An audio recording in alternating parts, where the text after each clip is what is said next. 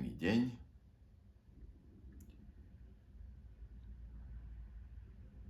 Pravda ako taká je jednou z najdôležitejších vecí v živote človeka, pretože len pravda dá človeku slobodu. Hej? A to je jednou z tých naozaj dôležitých vecí, že nenechať sa nejakým spôsobom nejakými autoritami presvedčiť na ich pravdu. Takto každý jeden politik napríklad chce hovoriť o tom, aká ich strana je dôležitá, alebo aj rôzni profesori na rôznych univerzitách hovoria, že áno, toto je veda, je to odskúšané, a keď sa tých vedátorov, docentov a profesorov pýtate, na jak dlho tá vaša pravda funguje, tak povie nakoniec, že vylezie z neho, že možno 30 rokov, že možno 50 rokov, ale my hovoríme o večných pravdách. Duchovná veda neplatí 30, 50 rokov alebo 100 rokov. Duchovná veda je večná.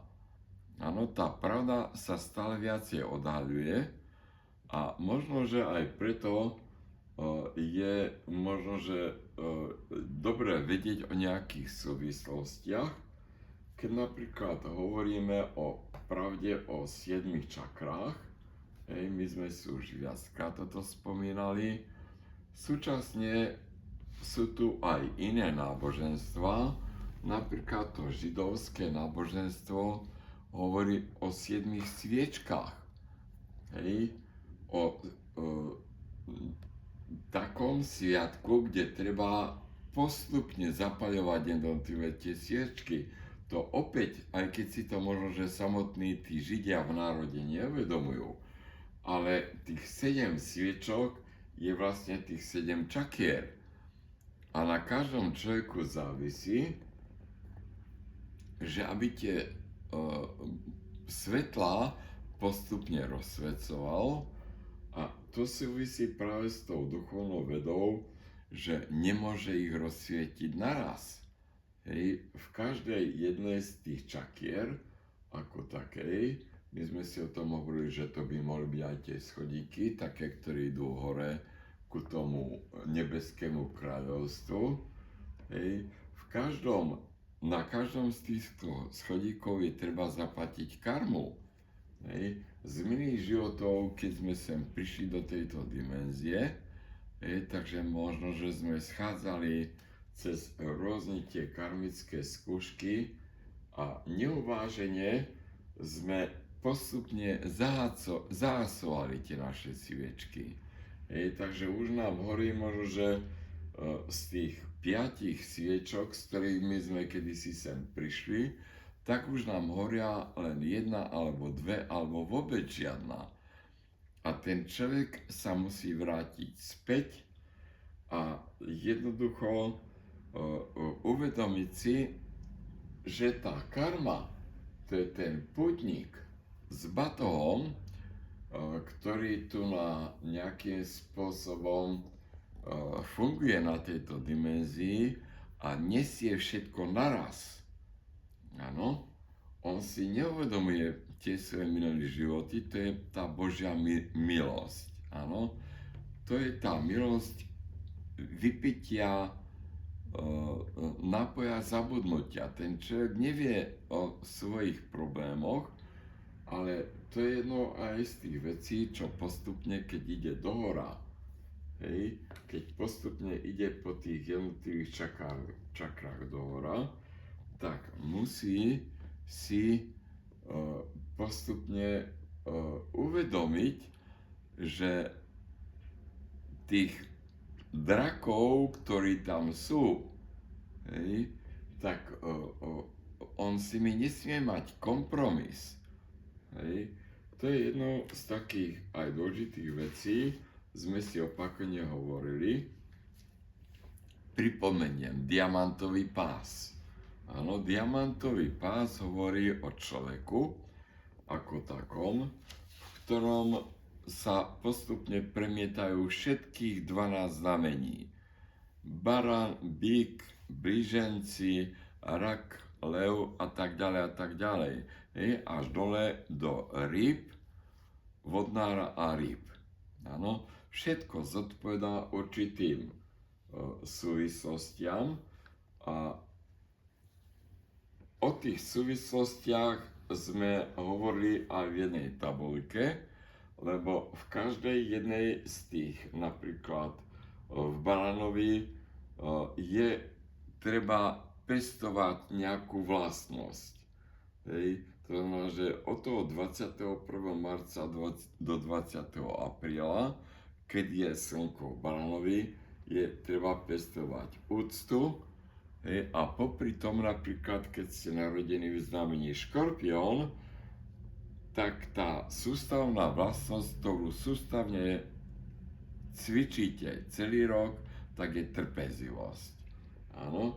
A postupne si priberáte ďalšie. Keď slnko prejde v apríli a v máji do ďalšieho znamenia, kde platí cnosť rovnováha, áno, a ten škorpión stále trénuje tú trpezlivosť, až keď prejde do znamenia rýb, kde už ten jeden mesiac vo februári a v marci bude si osvojovať veľkomyselnosť.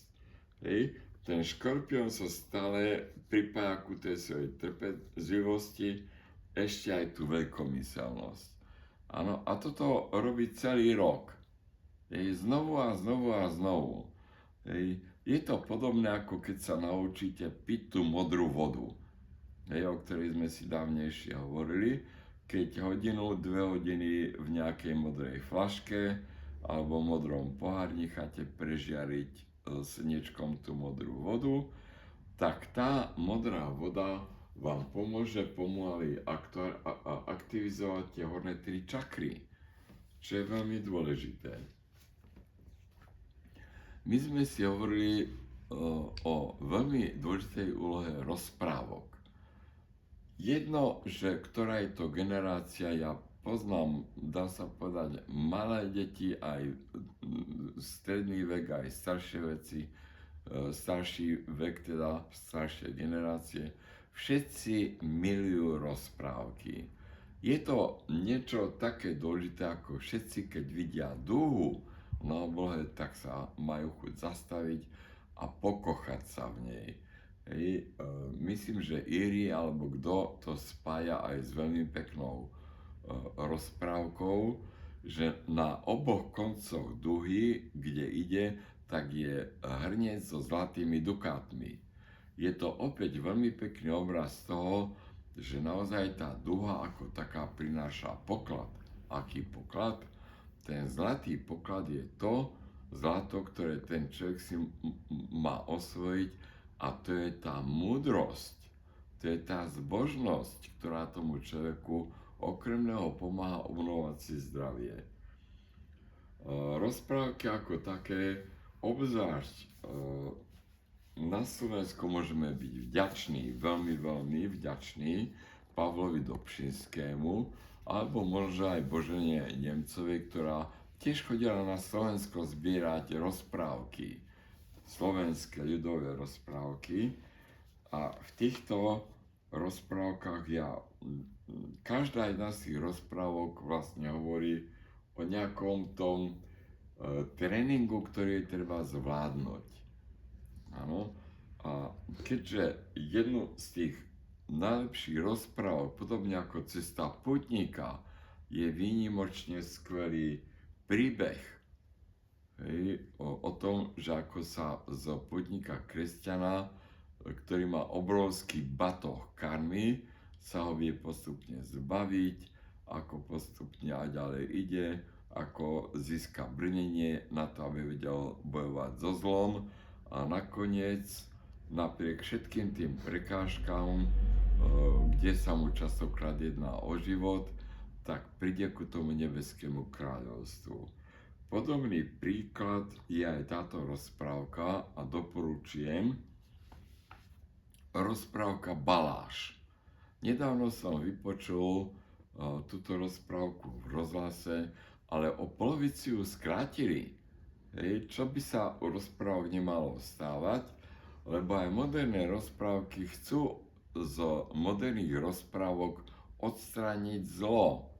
Hej, čo je strašná hlúposť, lebo tie rozprávky práve hovoria o tom, ako to dobro vyťazí nad zlom, že v skutočnosti platí to, čo sme si už viackrát hovorili, hej, že kozmos ako taký, že je dobrý na 95%, áno, ten stvorený viditeľný vesmír, kde sú tie hmloviny, galaxie, kde sú rôzne tie slnečné sústavy, hej, rôzne typy slnc od trpasíkov po obrov a tak ďalej, tak ten viditeľný vesmír je plný takých dimenzií, ako sú na Zemeguli.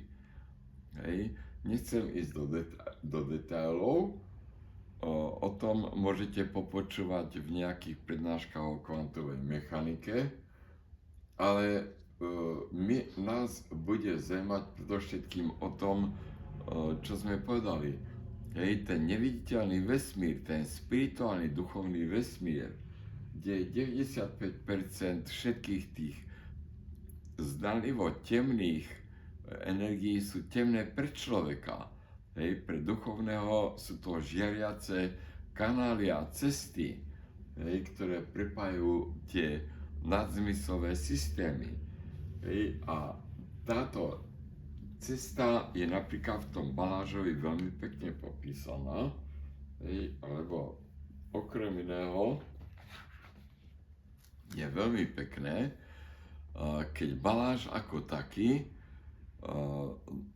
pišťalkou roztancuje kozy. Hej? A keďže každé ráno prechádza okrmou popri zámku a princezná to sleduje z výšky, tak chce tú pišťalku a tie kozičky odkúpiť, že sa bude doma zabávať. Baláž hovorí, že nie. Hej? Keď tak, musíš si ma zobrať. Hej?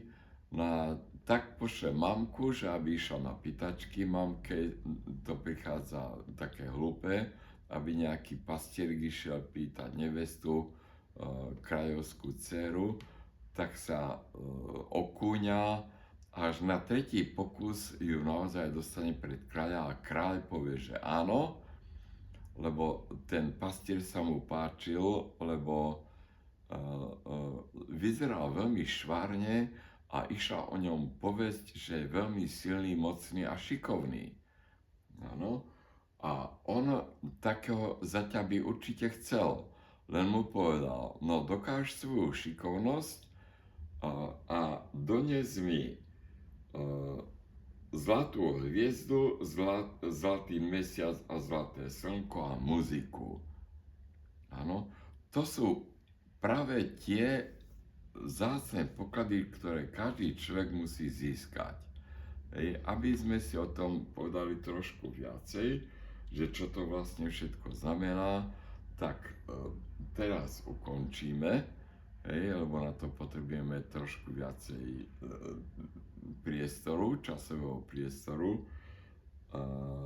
A možno, že medzi tým, než si začnete popočúvať tú ďalšiu lekciu, skúste si vyhľadať do Pšinského rozprávky, hej, a toto je druhý diel prostonárodných slovenských rozprávok s obrázkom Popolušky na titulnej strane a povieme si o tej duchovnej ceste, ktorá je v Balážovi popísaná. Pekný deň.